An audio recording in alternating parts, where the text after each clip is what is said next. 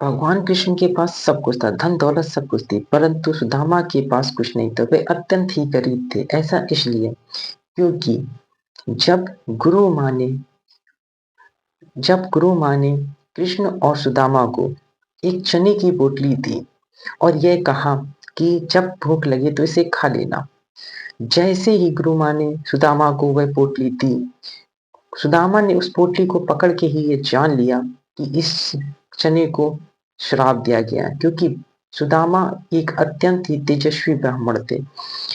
वह चने की पोटली श्रापित थी, इसलिए उन्होंने यह चने की पोटली भगवान कृष्ण को नहीं दी, क्योंकि वे जानते थे कि अगर ये चने की पोटली भगवान कृष्ण को दी, अर्थात ये चने भगवान कृष्ण ने खा लिए, तो पूरी ही सृष्टि दरिद्र हो जाएगी। अर्थात क्योंकि भगवान कृष्ण पूरे ब्रह्मांड के संचालन करता है, अर्थात पूरी ही ब्रह्मांड ही ये दरिद्र हो जाएगा, अर्थात ये पूरी सृष्टि दरिद्र हो जाएगी। इसीलिए सुदामा ने ही इस श्राप को, पूरे चने खाकर इस श्राप को सिर्फ अपने ऊपर ही ले लिया और भगवान कृष्ण को सुरक्षित कर लिया।